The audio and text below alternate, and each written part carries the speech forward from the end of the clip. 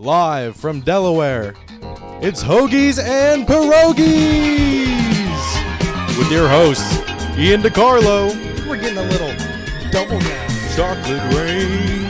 And RJ Hammond. I just want some more hot tea in my life. Let's just say he was a good lover.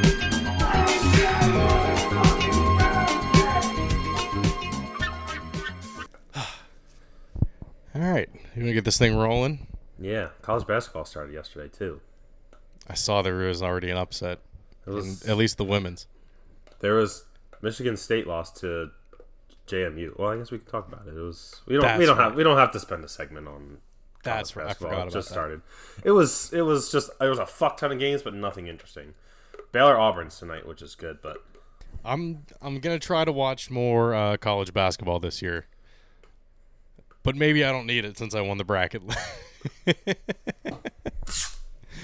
Just got to get the champion, basically. Sometimes it's almost better to just go in blind to that. Like, I'm going to actually watch more games this year, like watch the big games and see how it helps me with gambling with it, especially in March. Because, like, I don't watch really – the past couple of years, I haven't watched anything until conference tournaments, and I just – look at stats from the year and the trends and stuff and just bet off that, and I've done really well. Like, I always end up basically my entire bankroll for the tournament is built off of starting with like $100 for the conference tournament, and I usually go into the March Madness with like $300-$400. Like, I just go off that. Sometimes you get fucked, but like college basketball is one of the easier things to bet if you like watch stats, but sometimes you can get fucked because teams will just they're college basketball and they'll just not score for 10 minutes all of a sudden, and you're like, well, the over's fucked now. Like, they always hit the over 90% clip, but this game they just weren't hitting threes. Right. I like the I at least want to start watching early in the season because I like that tournament that they play on the aircraft carrier. That's just the I think it's Duke Michigan that they do every year. It's just like one game that they do, but they have the Maui Invitational. Okay. The Maui Invitational is the big one where you have like a bunch of top 25 teams that are playing, and that's always fun. That's like during Thanksgiving week, I think.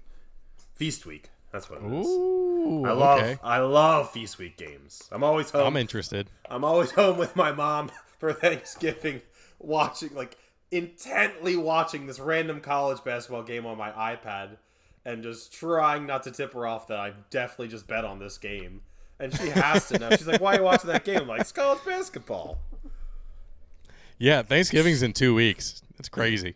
Yeah, Jesus. I'm hosting. I mean, yeah, we got to get used to the time change first. Jesus. This one really threw me for a loop. Luckily, I wasn't working or anything. What I realize now is if you work overnight, you basically have to work an extra hour. Yeah. That happened to me one time. I was working the night shift at Amazon, and it went from 2 to 1, and we were all like, let's go, an extra hour, fuck. Shoot me. I think this is the last time. I think we don't do daylight savings anymore. So I looked it up. It still hasn't gotten passed through legislation. Apparently, they're going to try to get it pushed next year before the clocks go forward again. Yeah. But it's not official yet. There really isn't. I mean, it kind of sucks that it gets dark so early, but that'll go away after a while. Yeah, like it's probably some boomer or something that's like, no, we always did daylight savings in our time. These liberals or whatever they'll say, and it's like it's the same people that want to keep around pennies. There's no reason for pennies. No, the only thing I will say, I am a huge defender of pennies simply because I love stumbling by a penny that's on heads on the ground and being like, I'm winning every bet today. Like, I pick up a lucky penny every single time. I literally picked one up yesterday. Well, that'll just make nickels the new penny if you find a heads up nickel. It's not the same though. But I love that. It's something that I don't think I've really told anyone. But like, I genuinely, every time I see one, I will always pick up a penny on heads. And if it's on tails, I avoid it like the plague. If they made nickels brown, everyone would want to treat them like pennies then. Yeah. I think pennies cost more to make than they actually worth. But Ian, nickels are already brown.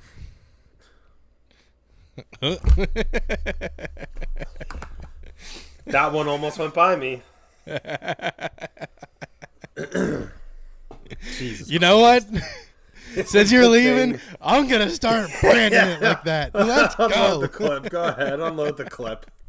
I still have to be careful just in case, but you can go ahead and unload the clip. Legion of Skanks? No, this is Legion of Sports. All right. So, did anything happen in NHL besides me putting the video of Adam Johnson in the YouTube video? Did you actually? I didn't get I to did. I watch. put a warning though. Oh my god. That was the clip I posted today on Instagram. Was me Um, saying, "Well, our worst fears have come true," and then I put in a warning. Nothing like of note. Some teams that are just really good. Like Vegas is staying on the trend. Like they've just been killer all year. They've only lost 2 games and 1 in overtime, which is kind of a crapshoot because it's 3-on-3. Like I think that can really go either way. Who's been a surprise? I guess the Devils aren't a surprise because they were a playoff team last year, but Jack Hughes is playing like one of the best players in the NHL right now. He's hurt right now, which is I always love the way NHL does injury reports. Like I think his injury report is like he's week by week or he's week to week and it's an upper body injury. And it's like, well, that could mean anything. It's always upper body or lower body. Yeah. And the Detroit Red Wings? The Detroit Red Wings. The Red Wings. That Chargers fan, that was me right there. I'll throw a couple. Why not? Let's go. Detroit coming back up, being good. I remember Detroit was like fucking. They were like the Patriots. I feel like when I was younger in hockey, like they were always just in it. They might not have won the cup every year, but they were always like in the mix every year. I really the Flyers are a really fun team to watch. I love watching them. They're playing with heart. I love this new like the new era of orange, as they say. The vibe around it is good. We're not doing great right now, but they're still like in a lot of games. The good teams have killed us a couple times, but they're making the games fun, at least for me to watch. So I've been keyed in on hockey a lot more this year. Fuck yeah. I guess the Sharks are historically bad. They're 0-10-1. Historically bad. We play them tonight, and it will be very fun. Yeah, they just like went completely downhill. I remember they used to be in the playoffs every single year. The Oilers are very good, or not very good. The Oilers are very bad. They're 2-8-1 to start the season. I was gonna ask, yeah. I don't know what's going on. I think what's his name? I think McDavid should just try and get out of there or something. I don't know what it is with them because I haven't been so keyed in. I think most of it is depth because most of their salary is locked up in like Draisaitl and McDavid, but like they just flame out so horribly in the playoffs every year. I guess they made it to the conference finals last year, but lost to Vegas, who was just clearly a wagon. But like to come back this year and be so bad to start, it's early and you can easily bounce back. I mean, when the Blues won the cup at the All-Star break, they were the worst team in the league, which makes that cup run even more crazy. Is it the same amount of games as NBA 82? Yeah. Yeah, there's plenty of time. Which we should talk a little NBA too, because NBA is very interesting as well. They we know the only thing basically we said is about the James Harden trade. James Harden. Sixers are also just fun. I kind of really dig the vibe. I'm coming back around to the amount of people that we just got from the draft. Of like, there's no big name in it. But if you look at a lot of these teams that have won lately, it's like they have that depth, and you know, it's Joel doesn't have to put up 30, 10, and 8 every night. Like, if we have a deep bench, that's pretty awesome. And the bench players are great. Kelly Oubre is awesome. I love him on the team. Maxi's been fun. They're a fun team to watch again, and I think they have the same record as the Celtics, and I think we play them tonight? Ooh. No. There's no NBA tonight. No NBA tonight. I think we play them tomorrow. That's always a great game when those two play. And the Celtics are for the most part wagon too, but I kind of like that the teams might have been better on paper the past with like Simmons and Harden, and even Jimmy Butler was like that was really good too. But there was still this aura of like there's something weird with the team that doesn't seem like they all like each other completely. Like they're not friends. Like it just seems like a better culture in the locker room and all around, which makes me have hopes for the rest of the season. And maybe they'll surprise it. Like maybe they'll surprise everyone. Wembanyama's actually working out. He's doing all right. He started off a little slow, but he's impressed. Yeah, he did start off a little slow, but I mean he's a rookie. That'll take some time. He'll get around to it. His handles are crazy. I like watching his pregame things. Shane and I have been joking back and forth every night if he doesn't have like 20, 10 and something, like a double-double at least every night. We just text back and forth like, bust. Or if he like doesn't cover bets for us. 20, 10, and 5 blocks every single game. Yeah. But the most interesting thing about NBA that I want to talk about is this new in-season tournament that they're doing. So I didn't realize it was so early. I thought it would be around like Christmas. So it's I'll explain it because I had no idea what it was. I was like, how does this all work? So I looked it up the other day and I was watching videos and watching people talk about it. And so the playing games are only going to be on Tuesdays and Fridays on non-conventional football days, because so that way they don't have to compete against NFL or college football. I mean, there will still be college football on those days, but not big name college football. And their thing is to draw more people, more casual watchers in the middle of the season where people aren't really watching as much during football season, and it's like it doesn't really matter till the end of the season, which is what a lot of people say. Same thing with these new rules that they're doing with the what's it called? Like they can't the load management rules. You can't like there's only a certain amount of things that you can do. The new courts with the NBA with this in-season tournament, so it's like very long. It's like kind of goes throughout the season, but it's in the middle of it. I thought it was just like, 2 weeks and this is over. Where are the courts in a different city, or are they already in existing? They just arenas? take them off. They just take. Okay. Half these arenas they switch from hockey to basketball night in and night out. Listen, people complain about Boise State, but if you're going to complain about Boise State, you also have to complain about these courts. They're so bright like them. and in your fucking face. I like them too. I mean, I like Boise State's field, but a lot of people hate the Boise Blue. And I mean, the Boise Blue is these courts are. Yeah, these courts are. I mean, these courts are even like the red one is so bright. Some of them are very, very interesting. I like a lot of them. I think it's just different. I think they'll find a way to make it not so in your face, but still cool and different. Like they're doing very. I listen to anyone who's listening. You should go listen to Brian Windhorst talk about it on ESPN. He was very good and like it was very. I'm doing a poor job of explaining how he said it, but like just how the NBA. It seems like a very smart and intriguing idea for the NBA to like keep intrigue in the middle of the season, and you're specifically having like conference matchups and stuff, and they count towards the season, and it's very cool.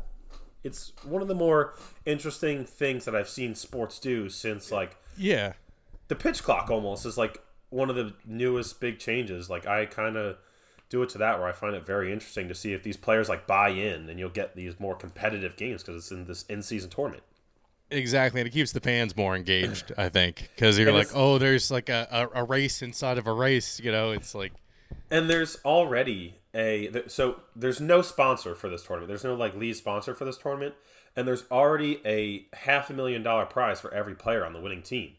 So imagine if you buy in, that prize pool can go way up. Like I think they're doing a lot to incentivize the players to do this and make money for the league, and I think it's really cool. I think it's a really cool idea by the league.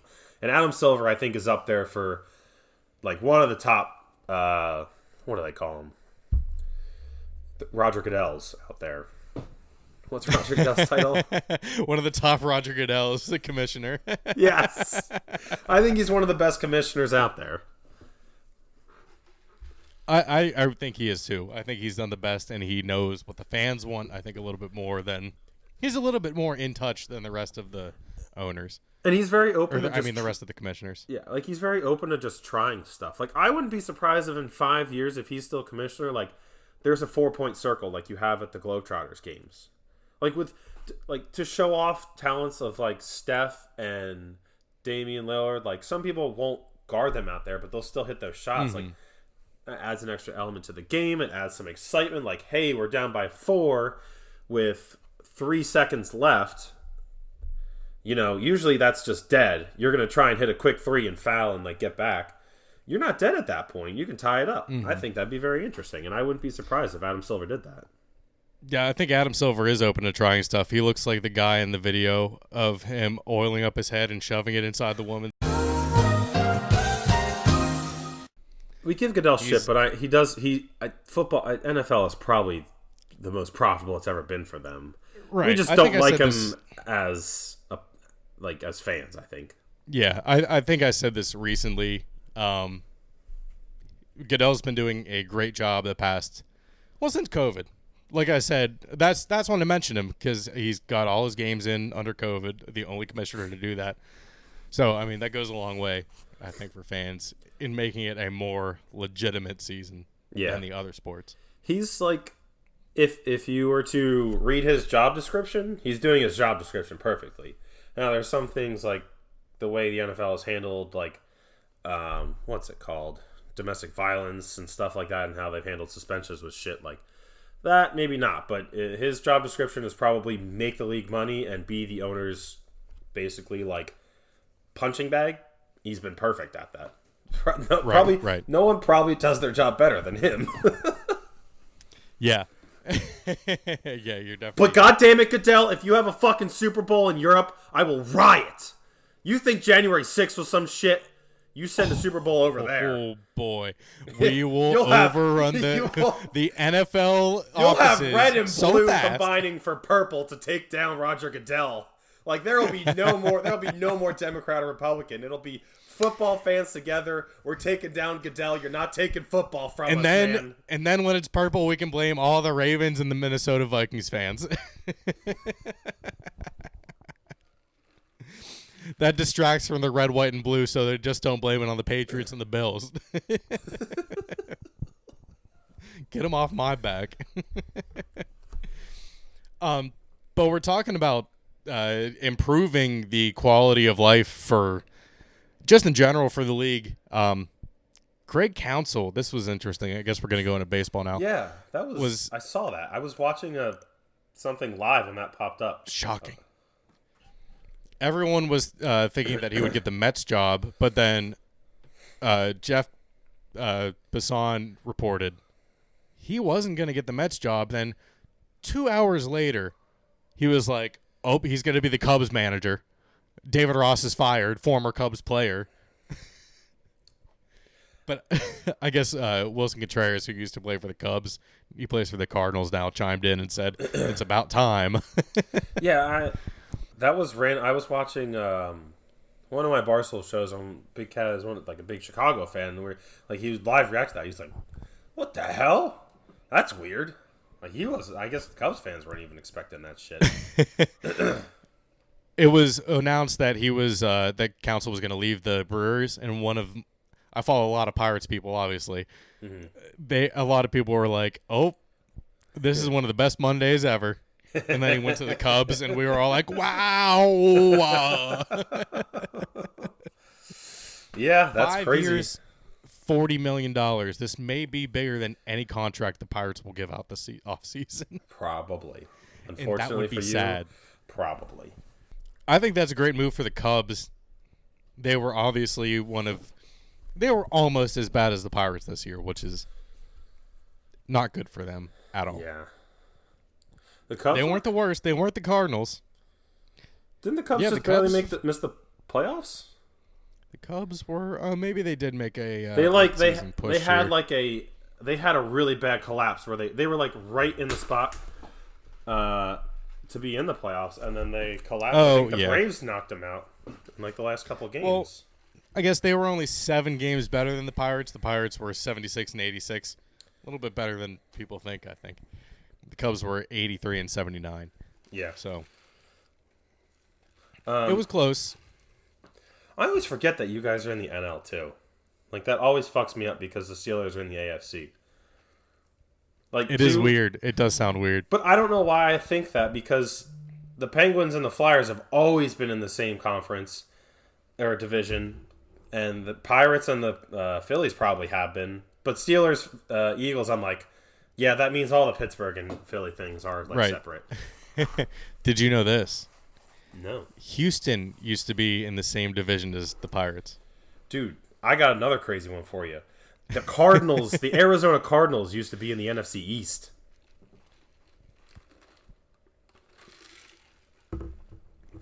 Yeah. Yeah. That's weird. I think it took me a minute to process that. I know. You were like, that's how weird it was. You were like, wait. What? Yeah. I was like, Arizona? Go back and look at divisions. It's just a fun thing to do, like on the Wikipedia or whatever. The history of the divisions in football. There's some weird things. Like I think it was like Eagles, Cowboys, Giants, Redskins at the time, and then Cardinals because there was 5 teams in each division. And it's like, what the hell? Oh yeah, that's weird. That is really weird. I mean, I assume that's what it's going to change again after the MLB gets 2 more teams, likely. When's that going to come? 2 years? I feel like that's what I've heard a lot. Probably like 2028 at the earliest. I would feel. Ooh. Who would be? That's going to take. Like, that's going to take a long time. Well, I shouldn't say them actually showing up. Like them being announced that they're getting a team. Right. Portland is a heavy favorite, and then also Portland. Yeah, Portland. I know.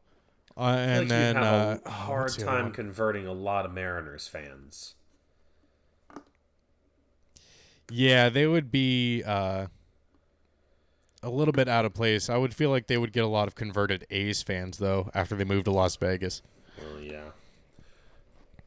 I feel like that. I've heard still crazy that that's happening. I've heard Carolina, but I just feel like the Braves have almost like a monopoly of the South. That it's like it would just never happen. Charlotte is the town that it would most likely be in, but it is. I mean, I think Charlotte's probably even just a little bit smaller of a market than the Pirates. So how's there not a Nashville or Tennessee team? That should be number one. Tennessee and Vanderbilt are like college baseball powerhouses, like because they just have perennial. Yeah, what does Tennessee have? Memphis. They have the Grizzlies. They have the Predators, and they have the Titans. The Titans, the biggest team, probably. I mean, yeah, that's they. I feel like Nashville is big enough that they deserve. The last one that we said. It is. The NFL team was the last one we thought of. And they have, honestly, and most of them are probably Vols fans ahead of everything. Mm-hmm. Like, that's just how it is in the South. Well, I was thinking that they were considering a Texas team. I can't remember what city. It may have been San Antonio. But, I mean, I guess we didn't even go over this. Congratulations to the Rangers on winning the World Series. I think we did, didn't we? No, they were in game. Oh my god, dude! I 4 can't believe it on Halloween. So long. It does. It really does. Yeah, they won that Wednesday. They won on the 1st. It was impressive. And I got what I wanted. I didn't want the Diamondbacks to be the random team that popped up and won it all, and they weren't. And it doesn't seem like check that. It doesn't seem like we're gonna double check what. Yeah, November 1st, the Rangers won. I just wanted to make sure because it didn't sound right to me at first.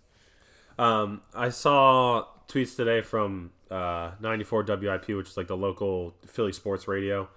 It doesn't seem like Nola will be coming back. It seems like his asking price is more than what we would want to do. I think it was like $30 million, 7 years, something like that. Well, it would be. It's going to be hard for other teams to sign him because they offered him a qualifying offer. So that's 1 year, $22 $20-point-some million this year. So if another team signs Nola, the Phillies will get a first-round pick, a compensatory first-round pick. Smart. From that team. That sounds smart. I like that. Depending on the size of the market that they're in. It sounds it'll like most likely be a compensatory first-round pick. Well, they said if Nola doesn't stay, then the option to replace him was Blake Snell. And I've heard rumblings about a Juan Soto thing. I don't know if that's actually going to happen, but remember that thing with the All-Star game? And yeah, I remember that. Yeah. There's been some deep internet type rumblings about it where I'm like, yeah, people have been talking about it. That's when I first got my voice back when when we were going over the All-Star game and shit. Oh, now I'm starting to reminisce, RJ. God damn it.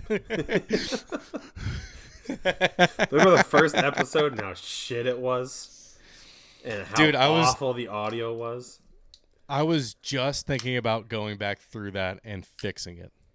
Dude, I remember watching it on my TV the first time. I think I can fix it. I had to turn it up to hear me, and then if I didn't switch it when you started to talk, I thought my speakers were going to blow out. You were like, yeah, I'm a Pirates fan! Because you were so quiet. I don't know what kind of microphone setting you were using. Nothing. I was just using my MacBook or headphone microphone. I had no microphone at that time. Well, even then, I mean, last week when I got the computer audio, I think Skype still picked up the microphone. Did we use something other than Skype? Did we try? Was that on Zoom? Or something else? I think we tried to use Zoom the first time. Yeah, that's right. Oh my God. I think we switched to Skype. It was something like that. Yes, that's right. Oh my God. That was way, way back when. Oh, I remember it like it was yesterday. So yeah, life happens and then everything changes. It does. Last thing I wanted to talk about.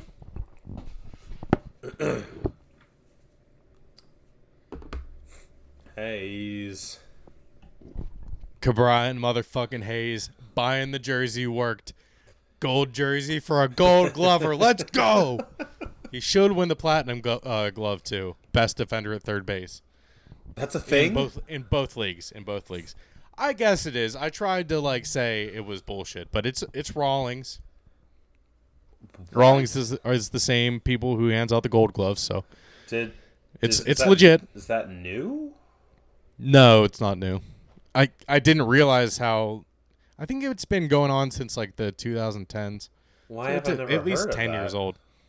Oh, I didn't hear about it before. I think it was 2 years ago I heard about it for the first time. That sounds more prestigious than the Gold Glove. That's basically saying you were the best third baseman in the league at all. Right? Yeah. All right. Well, yeah. Why don't we talk more about that? In the playoffs next year, when that pops up, I don't want to see the Gold Glove thing for the players. I want to see who had a platinum glove. I don't care about the gold one. I think it's just less. I don't know why they don't use it more often. I don't know either. That's crazy. I feel like I should know more about that. I think Arenado has 5. Jesus Christ. Arenado won the past 10 gold gloves at third base. This is the first year that he hasn't won it. That's crazy. Hayes should have won it last year, but Arenado hit better. That's all it takes to win the gold glove is if you're popular enough and if you hit well enough. But Hayes was by far and away one of the best defenders in the league. Period. Outfield, infield. Him on the baseball diamond is like watching Wembanyama on a court. It's just someone that size shouldn't be able to move that way in that sport. Right. He looks like a little kid. Hayes looks like a little kid. You see these tall motherfuckers in the NBA like Bol Bol and Mo Bamba, and it's just like, Wemby, it's like bam, and same with Brian Hayes, someone that tall, you would think he's I mean, no, you just rifling balls across the field and just So short. flying to first base. Makes hard plays look so easy. That's why he's not in a lot of highlight reels. Yeah. It's awesome. Congrats to Brian Hayes. I love to see it. Finally. All right. College football, baby. Hell yeah. I'll tell you what, before we start, we should not be having UConn, Tennessee, Campbell, UNC matchups this far into the season. There should be no reason for this. This is week 10. The SEC the SEC does this a lot of times. Like late in the season, they have Cupcake Week that a lot of them play just some random team out of nowhere. And yeah, people bitch about it a lot. It is weird. Feels like your schedule should get like harder as it goes, which I think with the new conferences coming up, it will. Like you'll just have to be. Yeah. Well, I mean, this. I also just thought of this. What if the expanded playoff leads to more cupcake games scheduled later in the season because teams are like, oh, we have this in the bag. We'll be able to make the playoffs and just go on a run. Like a Georgia or like a Alabama or someone or in Ohio State, Michigan that perennially makes it. I don't think so because I think with the first playoff rankings it showed that that's they value like strength of schedule. Like Ohio State being number 1, they had the best wins and the best schedule of undefeated teams so far. So they I think they've shown that they value having a stronger schedule, and you'll probably have 4 easier games, like especially with the new the Big Ten's massive. You're gonna have a bunch of Big Ten games. SEC's growing. I think it's just hard to have that many games when you have such a big conference. Like you're just gonna have to play more conference games. Right. Yeah. I think they already said the SEC is. I think they normally do 8 conference games, and I think they're doing 9 now with the new teams. I think that's what they said. That's good. So you'll still get Alabama versus Troy like every year, but you're going to get more competitive games. And I do like that the season is staying the same, like 12 games. Yeah. So it's just there's so much time in between the end of the season and the playoff. It was like, why would we not do this earlier? It's like, let's just have the games. It's not times where the kids are even in school. Gonna start a week early, right? I'm pretty sure, like around Christmas. If you or like the week before Christmas or something. I think we talked about it. The way that they scheduled the playoff for the 12 team is just like beautiful. It's perfect. The amount of games that they have when they're playing each one. Oh, we did. It's way better. I don't remember it off the top of my head, and we don't need to go back. Me neither. I remember it like being perfect, and I love the way they did it. It is. So outside of those 2 games that I had the complaints about, extremely competitive weekend between ranked teams. It was very good.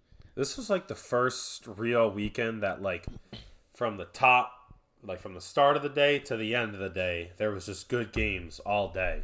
And I've been kind of waiting for that. Like we've had a couple good game or 2 in different slots, but we haven't had a full day of just great games, and today we did. And I think even late into the night we did. It was awesome. Right.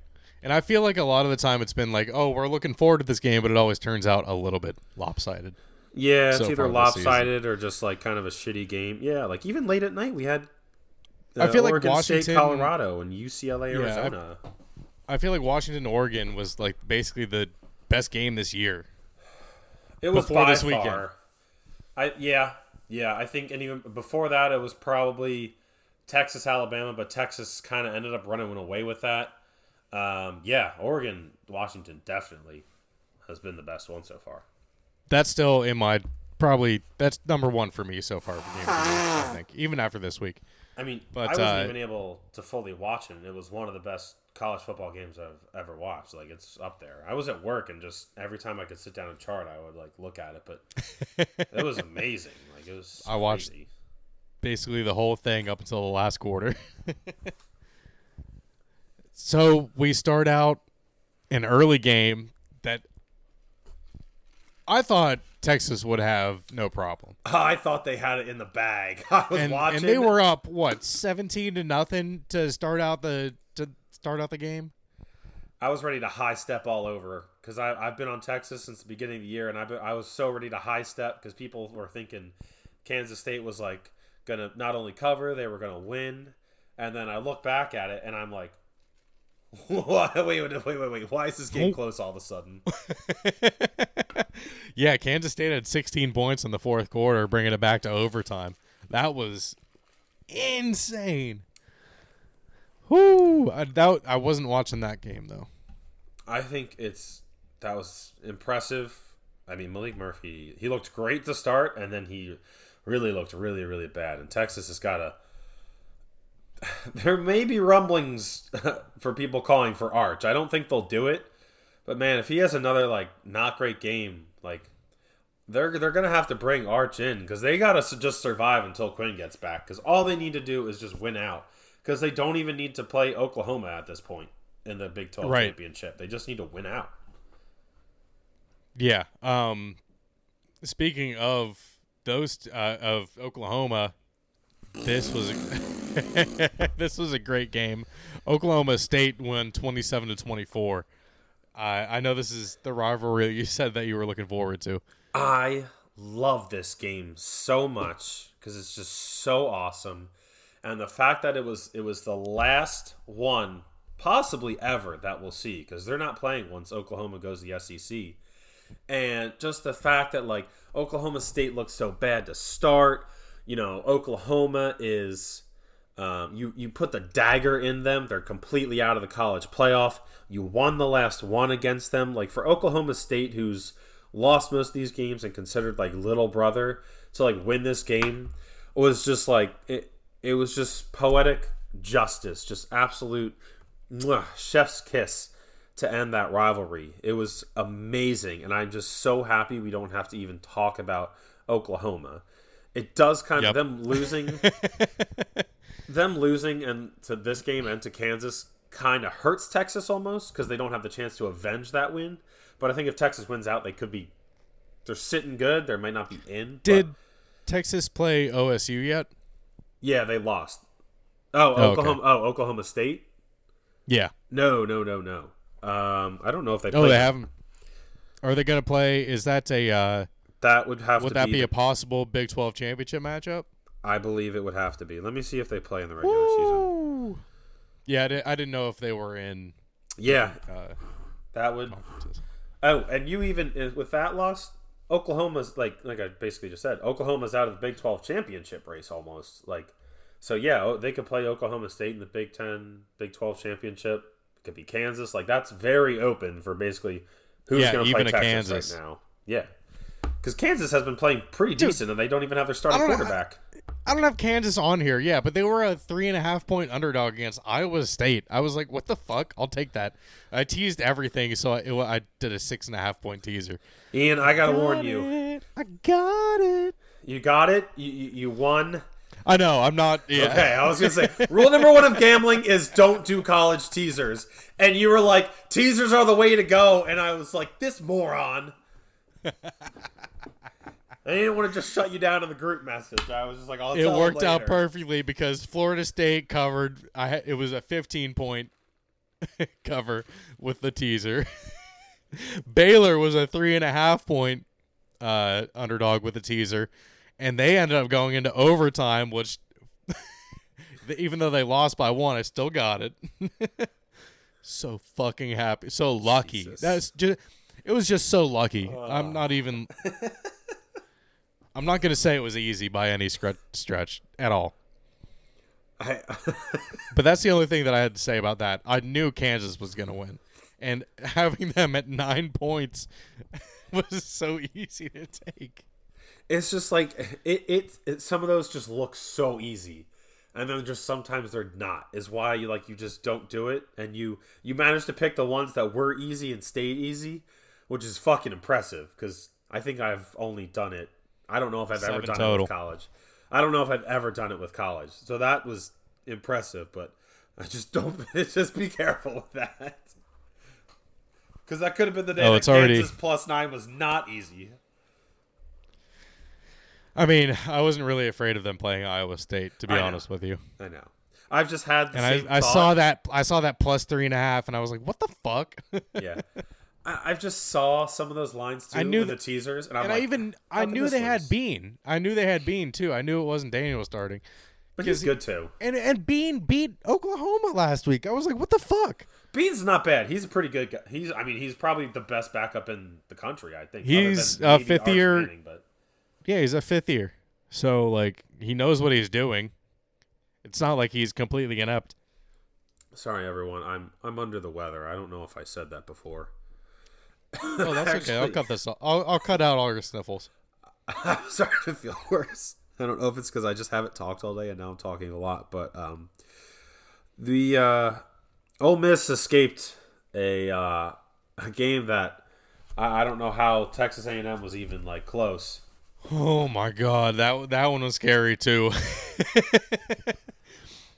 I had Ole Miss on there, -3.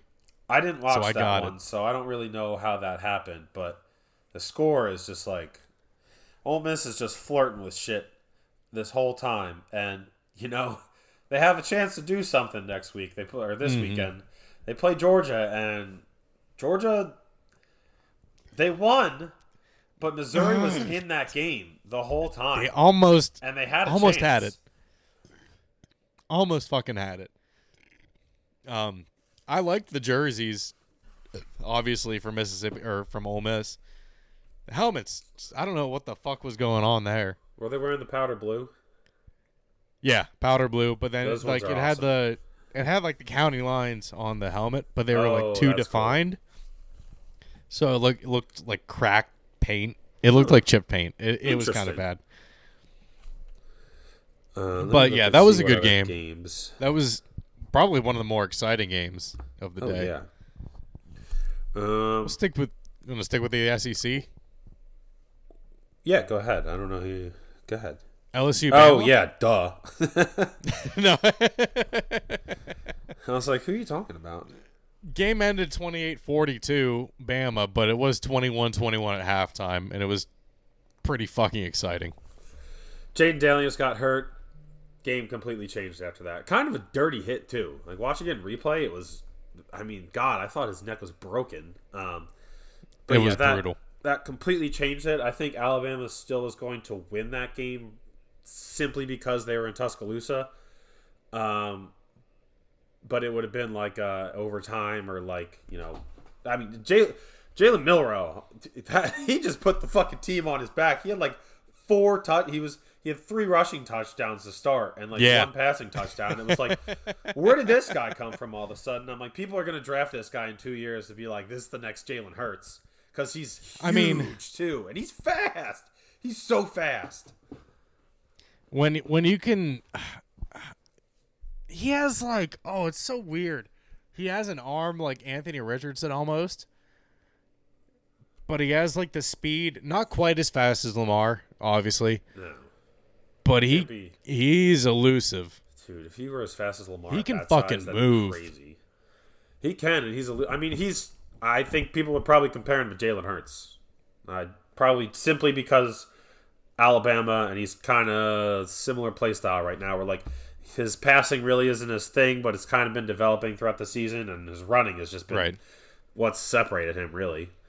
And I mean, he was just. I mean, that LSU defense is also just absolute garbage. Like, Swiss cheese in the second half. 2 teams.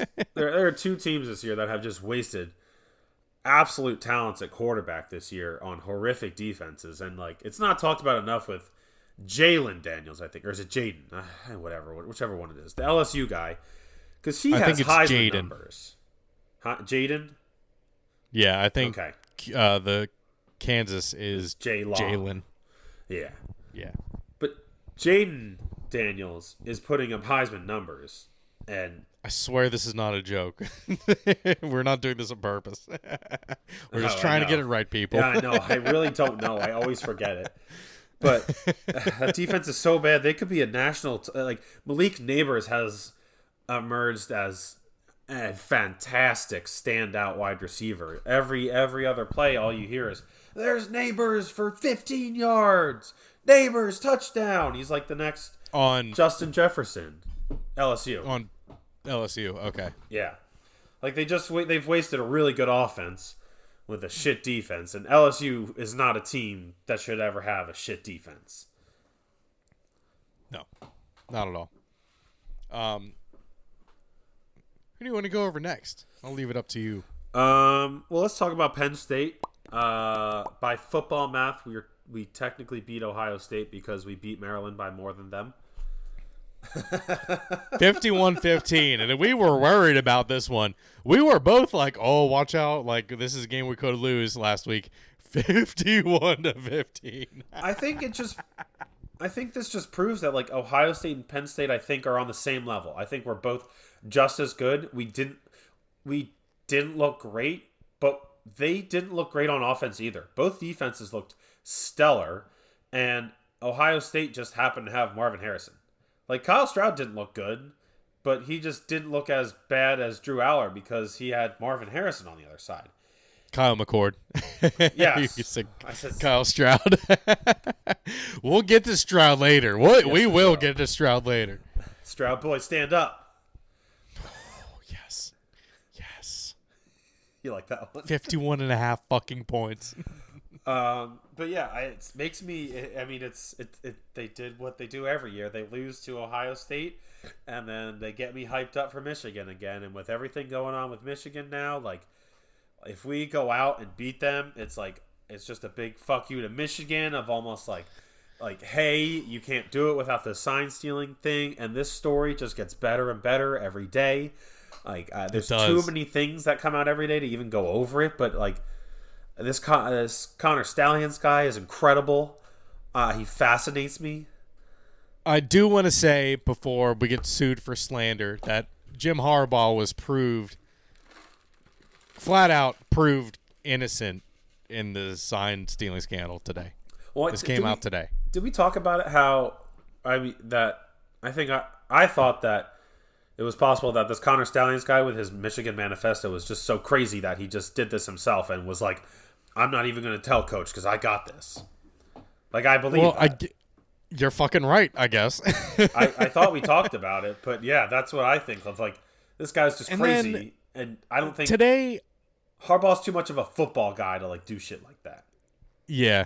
Like, to set up that He's a little network. bit too, like, I don't know. He's a little bit too straight edge for that. He's like, old school, and like he would do like like figuring out signs in game. Like that's just part of the game. Like teams can do that, but this whole elaborate thing, this network of going to different games, that doesn't seem Harbaugh to me. It doesn't. I don't know. It does. And today also, someone gave Michigan signs to opposing teams. There's something about like the guy was trying to help out Michigan, I guess, and say that hey, other teams took Michigan signs. Yeah, there's a whole book and obviously the coach, it's a current coach in the Big Ten. Yeah, went under anonymity. A lot of people think it's Brian Ferentz from Iowa. It's just so crazy. If this turns out to be James, that'd be hysterical. Oh my god! But what if it's who's the guy from Michigan State that just got fired?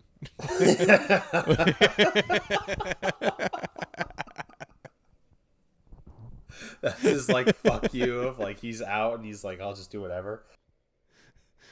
Everyone was doing it. Fuck everyone.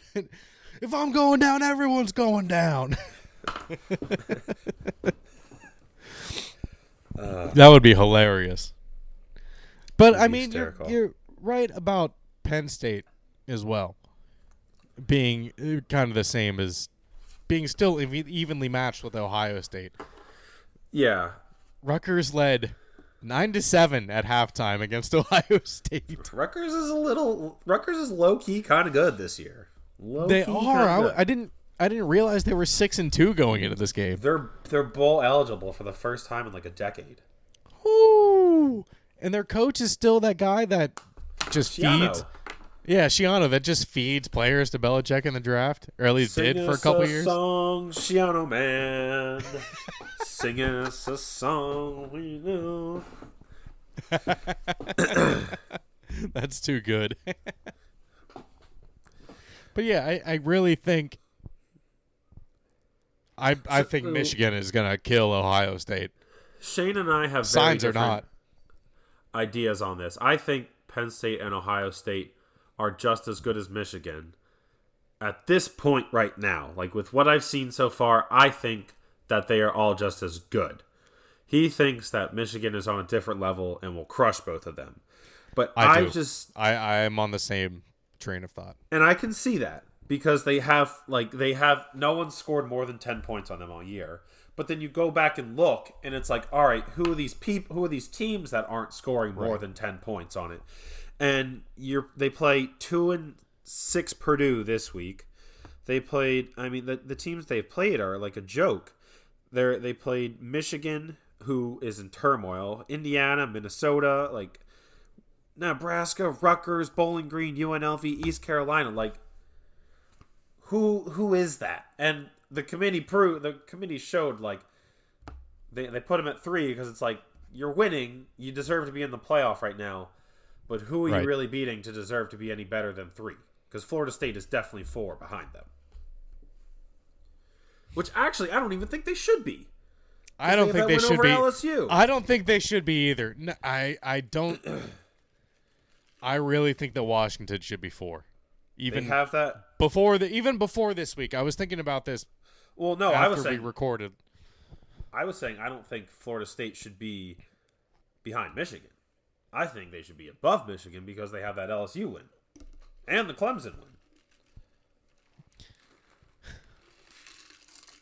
We didn't really elaborate on this, but I think the top 4 should be.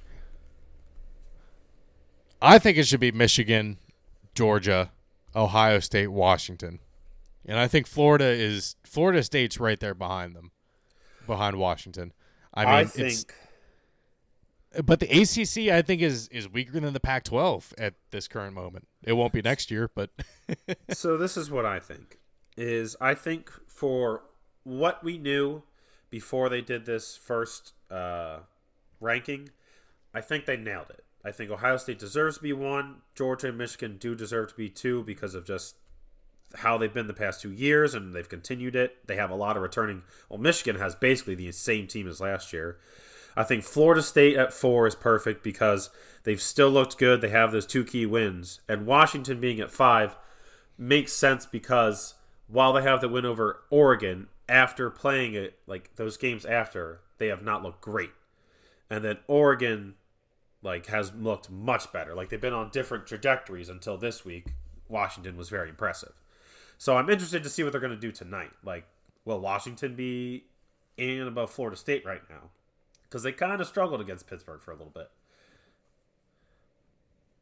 That's my thought. Wait, where's what the fuck? On ESPN, it doesn't have the college football.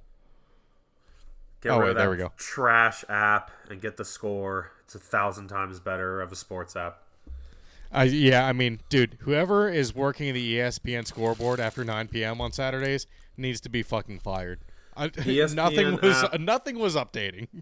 ESPN app, watch ESPN, ESPN Plus is the clunkiest piece of garbage app that I have ever used. Get the score if you want to check your scores, look at articles and stuff. It's much smoother. It's better. I like the way it's set up. It looks great. Move on to that. You can keep ESPN Plus because you got to watch some of those things. But even the apps on the TV, it's just awful. It's horrendous. I do think that Washington is going to move ahead of Florida State because Florida State struggled against Pittsburgh. I think for no fucking reason. I think Oregon moves. Oregon might. Who did they play this week? I think Oregon. Yeah, they 63 to 19. I think you still put them behind Florida State just because they have one loss. I think you have to give Florida State the respect for not having one loss. Oh, absolutely. Yeah. I think the top 3 is going to stay the same. Yes.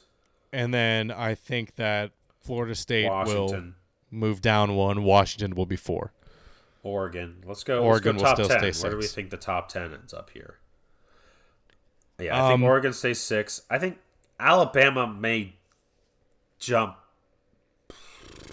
I wouldn't be surprised if Alabama jumps Texas. Because Texas kind of... I know they have the backup quarterback. They 100% will. Great. They kind of just escaped from that, and Alabama looked really good against LSU. But they lost Jaden Daniels, so it'd be interesting. I'm interested to see if they just kind of... I think they might keep that status quo until something moves. That might be something that doesn't budge. Oklahoma's I'm going to write out. this down. So, okay, I'm going to go through just top 10 right now. 1, we got OSU. 2, we got Georgia. 3, we got Michigan. I want an asterisk next to that. I think Georgia, Ohio State can be either way. I think they might do some fuck shit. I don't know. Georgia kind of struggled with Missouri. Never mind. Wait, I could say, actually, no, hold up. Georgia just beat Missouri. I kind of completely forgot about that. Georgia will be number 1, I think. I could see them just keeping it status quo, the top 3, but I could see them moving Georgia up 1. I feel like that counts as a signature win just because Mizzou was number 12. So I think true. That's right. You're right. Number 1's Georgia. Number 2's OSU. Not that they're number 12. Right. I mean, OSU just won against a quality Rutgers team. It's not like Rutgers is trash. No, they're not ranked. But the ranked is a huge thing for the committee, I think. So Georgia, OSU, Michigan. Washington will be 4. I think that's enough of a leap. I think beating USC is a big thing at USC. 5, Florida State.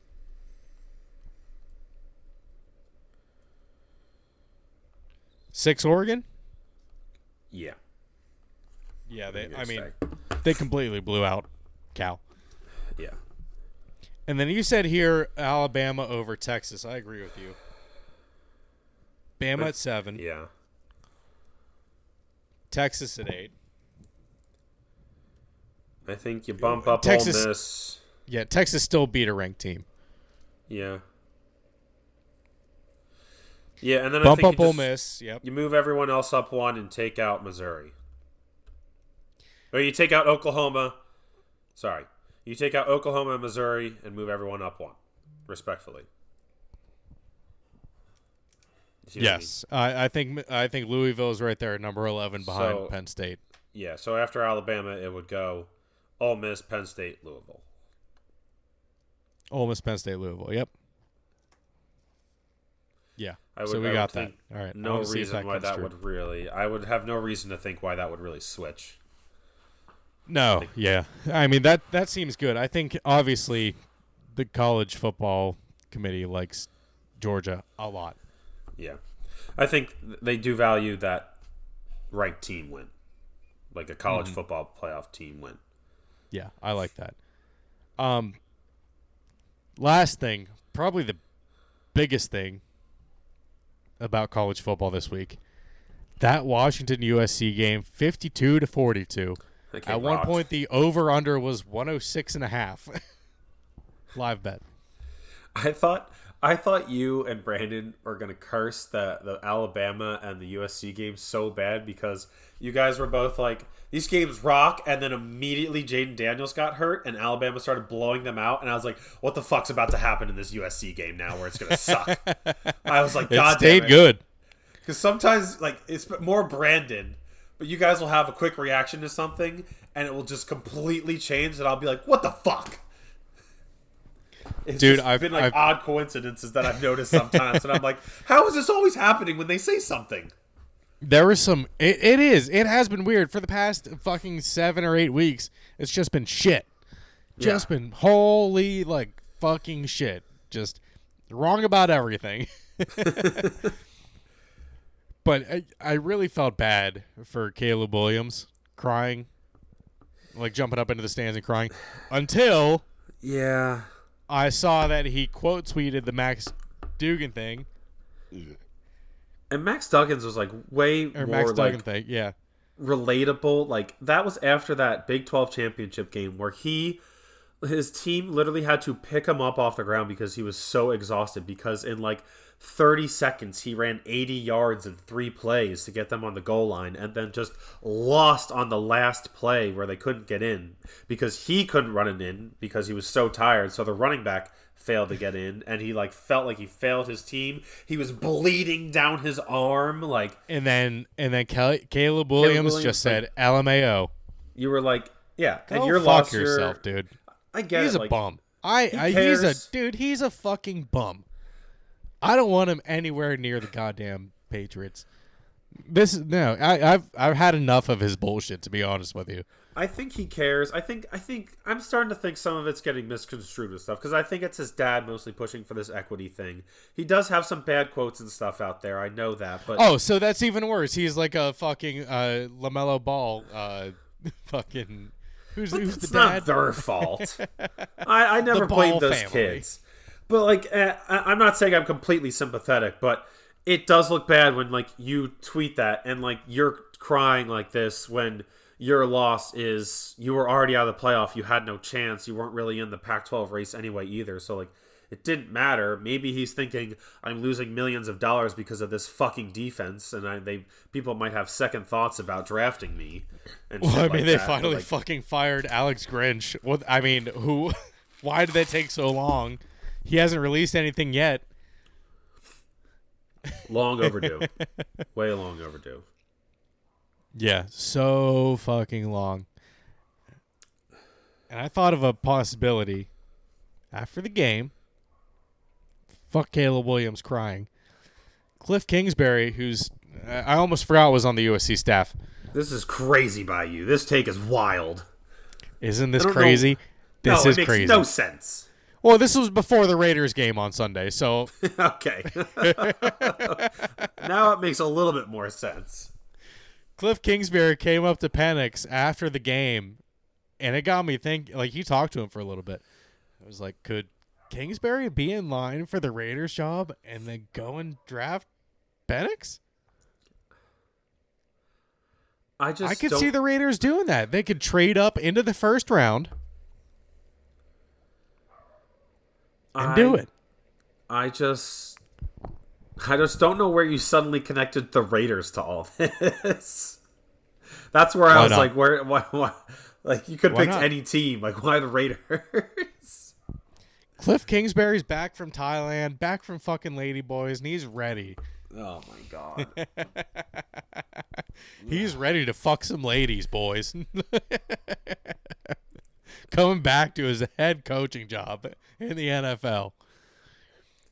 But that was all before Antonio Pierce came in and made this team bump. I love the Raiders all of a sudden. Yeah, I mean, the whole story about how McDaniels ended up getting out and stuff, like, it was all just so crazy.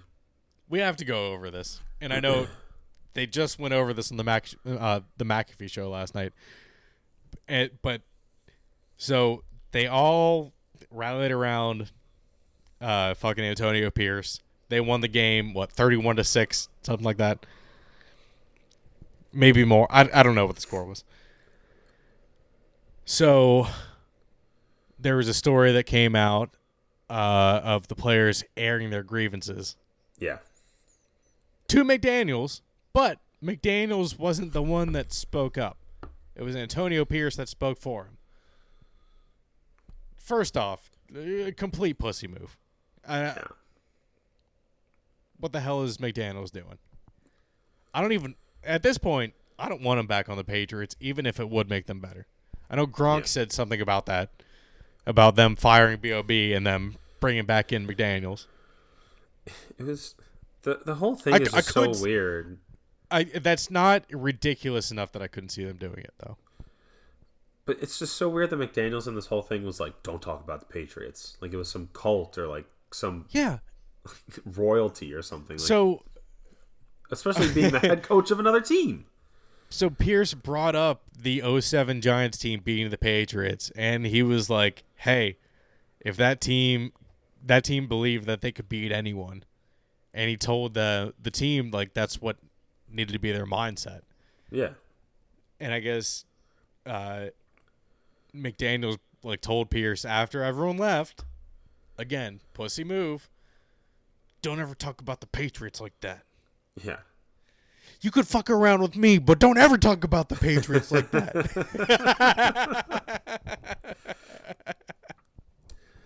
and that's I don't think that obviously wasn't the sole motivator behind firing McDaniels. That was just the final straw. Mm-hmm. That was the final hair on Mark Davis's head. Yeah. He had enough. Every single has McDaniels lasted more than 2 years fucking anywhere as a head coach? I don't think so. No. He's horrible. I don't know why anyone does it. Terrible. Great offensive coordinator. Terrible head coach. Very terrible.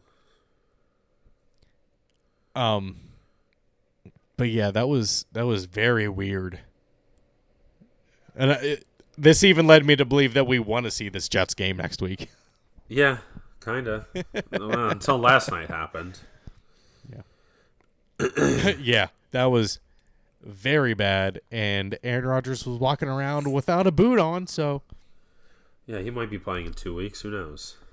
That's crazy. Yeah. What was it? 8 sacks, 2 fumbles, 7 fumbles? So 7 fumbles in the game. Zach Wilson had 2 fumbles, but the entire game there was 7 fumbles. I'm happy I went to bed. 2 interceptions too, or no? No. Oh, I thought they had some interceptions. Oh, that clip I watched was a fumble return. That's right. Oh, that was bad. That was really bad. Yeah. Chargers still have the best uniforms in the league. Those yellow pants are awesome. Very awesome. It's like this yellow almost. Yeah. I'm pretty sure it is gold like that. Yeah, it's very yellow. That's crazy. But in that Raiders-Giants game, Daniel Jones he got his money and he decided to just get hurt. I nailed the Giants this year. You did. I was just looking at our division placement predictions. Some of them are really bad. Some of them are really good. I couldn't have nailed the NFC East better this year. So far. Yep. So far, you're, I think, over 4-0. I'm pretty sure. Yeah. It's 4 for 4. You're fucking Wendy's with the NFC East. I'm starting to fall apart over here. Oh, shit. We'll get through this. I'm sorry. But yeah. Fucking Daniel Jones. Yeah, that sucks. Rip to Daniel Jones. I thought all our rips were last week. Might be the last time he ever plays as a Giant, possibly. After that, he'll be gone halfway through next season, unless he does the Rodgers surgery. Jesus Christ, yeah. Which is younger. He can maybe heal faster. Just do DMT. That's the solution, and stay in a dark room. Yeah. So if the playoffs started today, November 7th, all 4 AFC North teams would be in the playoffs. I think it's the best division of football. It's an ugly division, but it's the best. All the teams are ugh. Not all of them. I don't know. There's 2 that stand above, but the Browns and the Steelers sometimes, even week the in Browns, and week out, you're nah. Only the Browns have only been that way because the offense hasn't been healthy. Yeah, but this week they looked a lot better. It's the same thing with the Steelers. It's both of them are they have a great defense, but you don't know what part of the offense is going to show up week in and week out.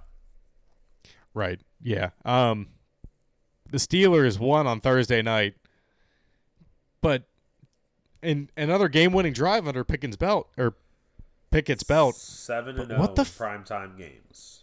That's crazy. And they're playing the Steelers in 1 month from now. The Patriots. They're playing the Patriots exactly 1 month from now on Thursday night.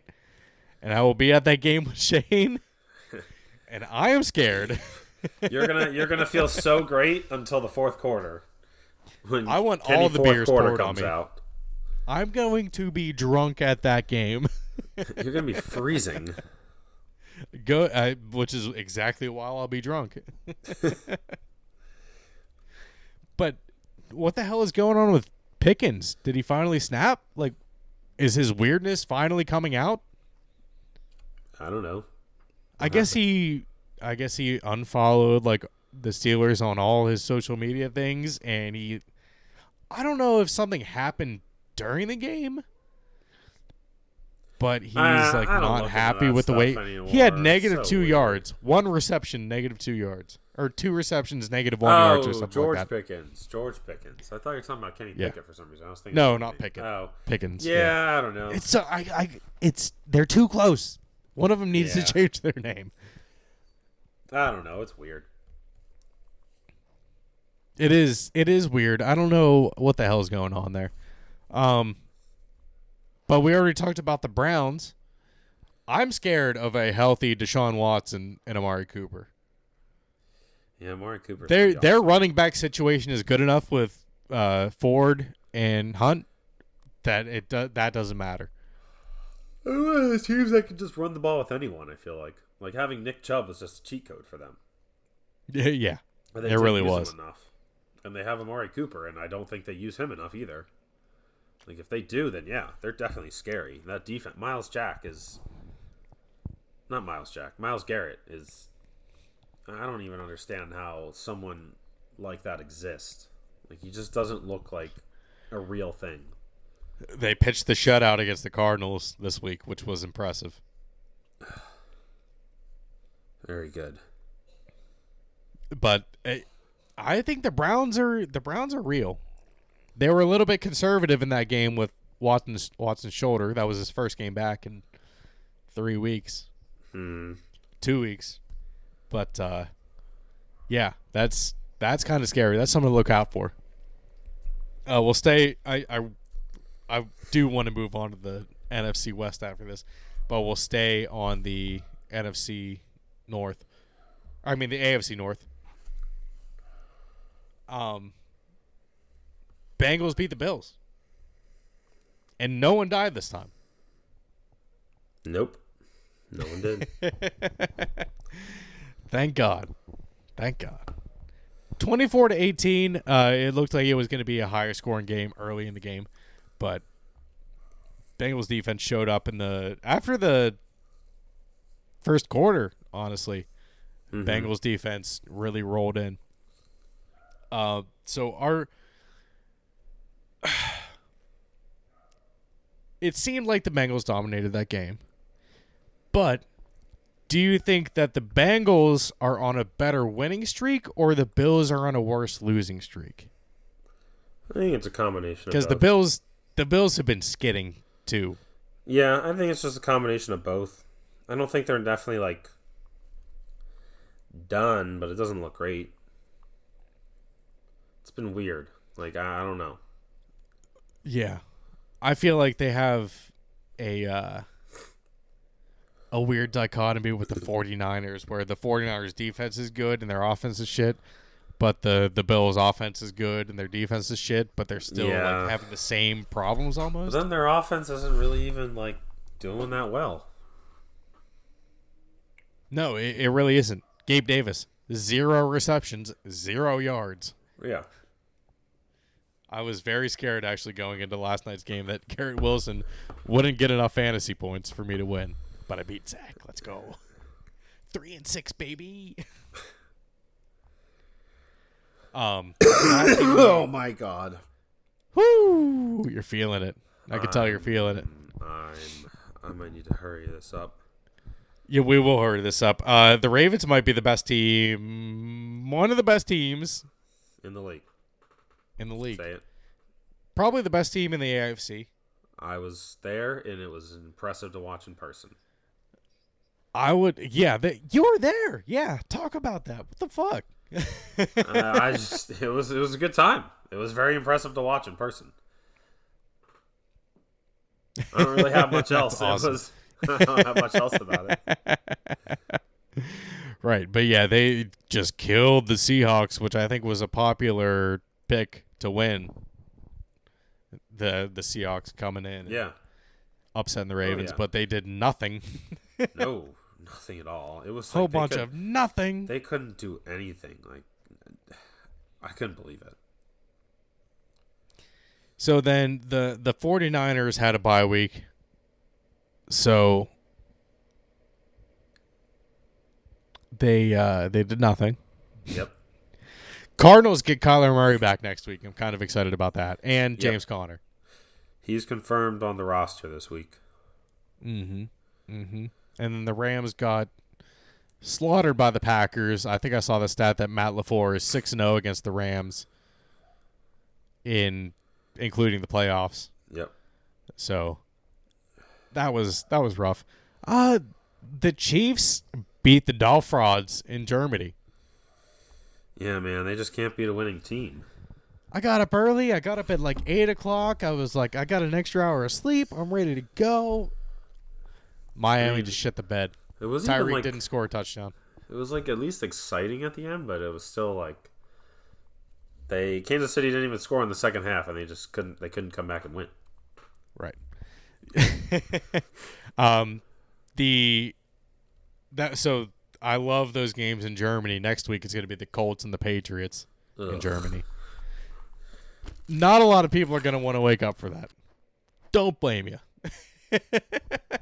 Nope. So we already fucking covered the AFC East as well. So let's move on to the AFC South. CJ motherfucking Stroud. Holy shit. He is the real deal, man. He is the real deal. They won with no kicker. Yeah. 30 for 42, 470 yards, 5 touchdowns, no interceptions, no starting running back, no kicker halfway through the game. They won 39-37. Oof. I didn't get to watch it, but it sounded awesome. I might the go back and backup, watch the gameplay. The third, I don't even know if he's the third string running back. He might be the fourth string running back. Was the emergency kicker, and he came in and kicked that. Yeah, he came in and kicked that. What was it? 33-yard field goal. Yeah, and then after they and scored he to go got up, it. They didn't kick anything. They just kneeled out the extra point. And lots of people on gambling Twitter were very mad. Well, if they would have returned it, if the Buccaneers would have returned it, that would have been 2 points. The game would have been tied. I know they were smart, but gambling Twitter was very mad. It was very funny. What do you mean gambling Twitter? What did they want? It definitely went over. To cover for the Texans to cover. Okay. They wanted them to go for 2 to cover, I think. Gotcha. I think I don't even know what the cover was. Maybe 3.5, I guess. 2.5. Yeah, it was 3.5. Something like that. 3.5. But those were video game numbers from Stroud. He scored 51.5 fantasy points. Crazy. Won me the game this week. Absolutely. All right. Well, I mean, fuck. I guess we didn't go over the Patriots, but they lost to the Commanders, so fuck it. All right. We'll go on to the Eagles. Sean.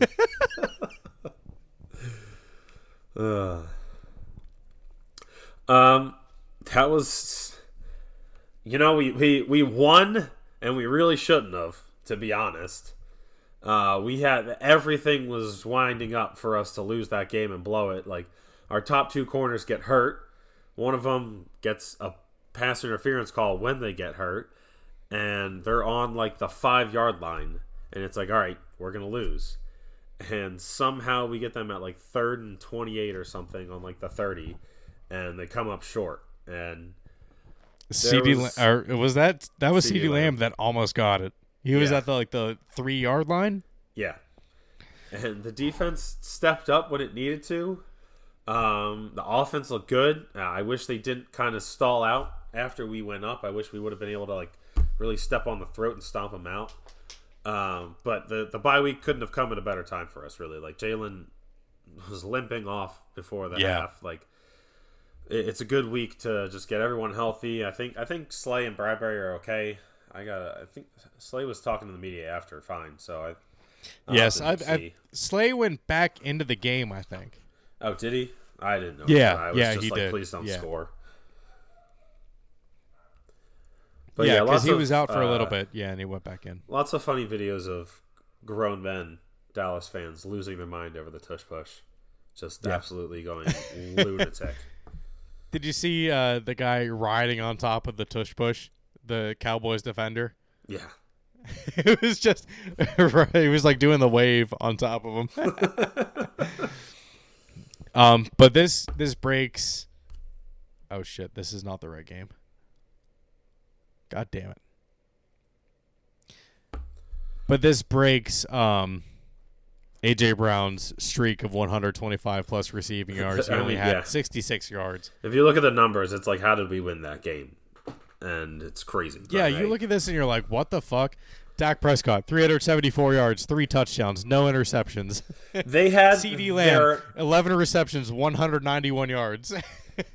They had their best game of the season, and they could not beat us when we had probably not one of our worst, but middle tier performance. And they're like, see you in Dallas. And I'm like, okay, yes, there's still a possibility, but how do you come out of that game confident when you had your best game and we had a horrible game, especially at the end, and we still won? And they'll say the refs. Yeah, of course they will. But penalties, I mean, what's new? We even had more. What's new for Cowboys fans? Yeah. I mean, fuck. RJ, for the final time, do you have anything else on the NFL? No, I do not, Ian. Alrighty. Everyone, we say goodbye to RJ. This is his final episode. Of course, we're still friends. We didn't have any falling out or anything. We still love each other. This has been delayed for like 2 months because I was like, I don't want this to end up bad. And I finally had to tell you, and I just couldn't do it anymore. Life's changed since we started, and it's just not as easy. We've been recording later and later and later on Tuesdays, and it's hurt. It's better if you can be consistent, it's hard. and I can't always be consistent with it anymore. And that definitely helps numbers and stuff, like being there at the same time every week. I mean, I've been mad about it because I haven't been editing it on time. So, like the last episode that was supposed to be for the past week of sports came out today. So, but hey, dude, on to bigger and better things. Yes, sir. Staying focused. Oh yeah. On the things that matter. Obviously, we're not making any money from this. Yeah. So. Dude, we love you, RJ. All right, Ian. Thank you. Love you too. I don't know what the fuck I'm gonna call this now. Pierogis. Here's my podcast, Pierogis. Hoagie-less pierogis. That makes less sense than hoagies and pierogis. But I'm gonna try to get John on with me. He didn't respond when I texted him about it earlier today. And might be solo for a little bit though. We might do like some half-hour episodes. Maybe when something important happens. Yeah. I'll make like a 10-minute video on it or something. Yeah, easy. Who knows? But yeah, dude, it's been a great journey. It has been. 75 fucking episodes? It's very impressive. Not many podcasts make it that far. 75 episodes. Yeah. It's pretty damn impressive. I'm happy with that. Like I told you crazy. earlier, I'm happy with it. Yeah. Yeah. But yeah. RJ had the shits, and I thought it would be funny for him to run off camera and go shit and then never come back. And me in the next episode to say either he never came back or RJ died of the shits. So they stopped. Yeah. They stopped just like RJ stopped. Yeah, pretty much. No, but everyone, thank you so much for listening. I will still be here. Do not get it twisted. Come back. I'll try to get better at doing it by myself for a little bit. It seems just so fucking rigid when I do it by myself because I'm not talking to anyone else. Yeah. It's just something you got to get used to. But I talk to myself all the time, so. I mean, I do too, but I'm not, talking to a whole audience of people. Maybe I just need to think that there's an audience in front of me. Yeah, exactly. Imagine they're right there. Like you do right now.